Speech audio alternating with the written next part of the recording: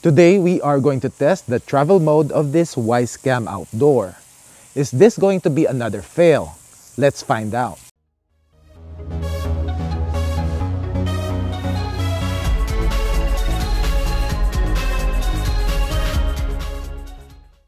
Hello guys, Life Hackster here. Well, I ruffled some feathers again when I reviewed the Wyze Cam Outdoor camera.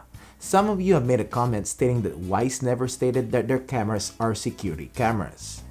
True, but whenever you Google or search on Amazon, Wi-Fi security camera or just security camera, guess what comes up in the search? Yup, Wyze cameras comes up.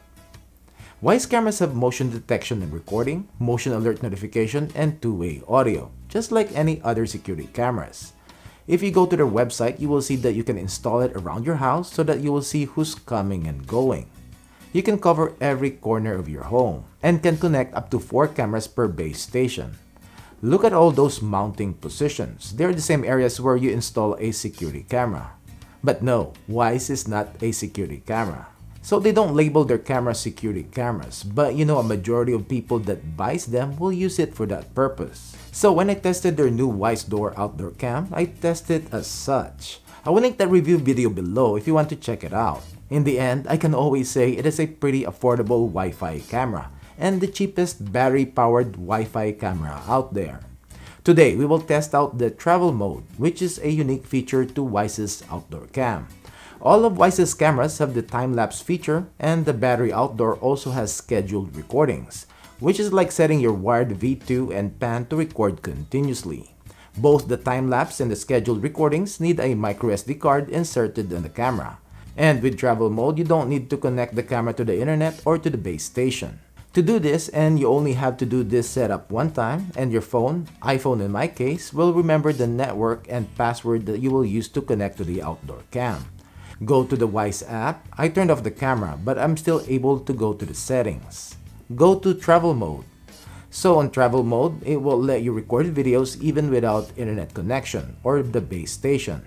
Your smartphone will directly connect to Wyze Cam Outdoor's Wi-Fi. Also, you will need a microSD card, 32GB card max as per Wyze, to store recorded footage. Click continue. Flip on the power switch behind the camera and wait for the status light to turn blue. Click continue. Press the sync button twice and you will hear Travel mode enabled. Click continue. You have to go to your phone's Wi-Fi settings so as to choose Wyze's Wi-Fi network that it is broadcasting. Click on Wyze network, and when it connects, go back to the Wyze app. You will be prompted to set a Wi-Fi password. Click save. You then need to re-log in with your created password. Click join. When it connects, go back to the Wyze app, and it should connect. So you will have the same setup here like when it is connected to the internet. We have the speakers to mute or unmute the camera. We can record the live view. We can start two-way talk. You can take a photo of the current live view, and if you click more, you will have the time-lapse feature and you'll be able to set the start time anytime you want. Change the duration and interval. It also has presets like sunrise. It will record for 10 minutes and will also show the video length, which is 10 seconds, and estimated video size. You have sunset, which I will try out later on, and the preset duration is 50 minutes. Then we have the flower blossom, which the duration is 1 day.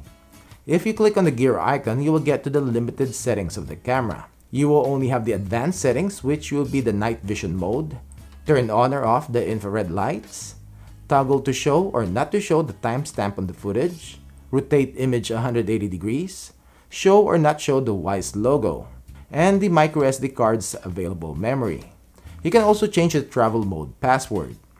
Let's test out the time-lapse mode of the Wyze Cam Outdoor. Okay, so we are going to do a time-lapse, and can you pan over there? Of the bay, and I'm gonna use the Wyze Cam. So let's set it up. The good thing about this, it has a quarter 20 thread mount so that I can attach it to the tripod like so. So I'm just gonna toggle the switch to on. You'll hear something in there. Travel mode enabled. So I think the travel mode is on. it automatically connects. When you already set it up, it automatically connects. So let's see when it gets connected. Right there, then you go to the app. There you go. You can see that. The good thing here, I can record. So we are going to do a time lapse of the bay using the Wyze Cam. So we are going to do a time lapse of the bay using the Wyze Cam. Go to more and go to time lapse, and we have the sunset preset right here. That's 50 minutes. So let's, and it's only gonna be 10 seconds. So let's set it. And here is the time-lapse footage.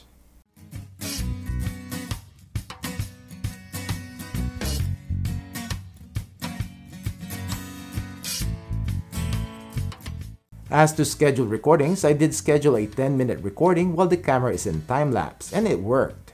So you can simultaneously schedule a time-lapse and a regular recording, and the Wyze Cam Outdoor Cam will handle it. By the way, the regular V2 and the pan cam can also do this, and also record when motion is detected while the camera is recording time-lapse. Another thing, if you do a scheduled recording, it will be processed in the app, which takes a while. I scheduled a 10-minute footage and it took about 5 minutes to process it. And also the footage will be saved in your phone's album. So if you're processing 70 hours of scheduled footage, it will take a day and a half to process it. This is just my assumption given the time to process a 10-minute clip. Anyways, what I'm saying is the scheduled recording is not really practical to what I'm going to use it for. Time-lapse is cool, and the same thing, it needs to be processed in the app, which is not that long for a 10-second time-lapse. The longer the output of the time-lapse, the longer the processing time. You can also remove the microSD card and download the unprocessed footage. The scheduled recordings are split in 1-minute clips and they are in MP4 files, but the time-lapse is in H.264, and you will need another program to view or convert it to MP4. Now, what is missing in travel mode or even as a regular Wi-Fi camera is motion detection recording. I'm not sure again why Wyze didn't add this from the get-go, or they have a purpose of leaving it out. Supposedly they're working on an update and will add this feature. I'm hoping soon so that it'll make this outdoor camera versatile on travel mode.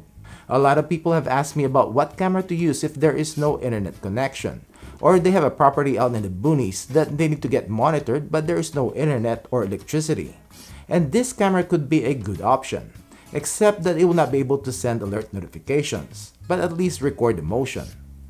As it stands right now without the motion recording to the SD card, the battery will only last about 10 hours if you do a scheduled continuous recording. The SD card could hold up to 72 hours of footage for a 32GB card, but because it is battery powered and with continuous recording, it will drain the battery quick. If it will only activate and record when it senses motion, then you can leave this camera for days or even weeks depending on how often it will get triggered. And it will also be easier to check out the footage, like use it like a trail cam, because it will only record motion events. You don't have to process hours and hours of continuous recordings, which will take toll on your phone and your phone's memory. Or wade through 1-minute clips if you remove the microSD card. So without the motion recording to microSD card feature, the function of this camera in travel mode is limited. Even the time-lapse video quality is mediocre. I can easily use my GoPro. I know it is more expensive, but it is easier to download the time-lapse footage. No processing and no waiting involved. The only thing that bothers me is that motion recording on the camera's microSD card should be a no-brainer. But I think Wyze intentionally left this out to push their subscription service. They will hold this out until I guess when customers starts to complain. So if you want this feature, together with improving the motion alert notification speed, we need to let them know. I'll be doing another update video whenever Wyze update this camera, and I'm really hoping that they will. Thanks for watching, and I hope you liked this video. Don't forget to give it a thumbs up and subscribe to my channel if you haven't done it yet. And click the bell notification so as to get notified when I upload product updates like this video, product reviews, comparison videos, and long-term reviews. Thank you.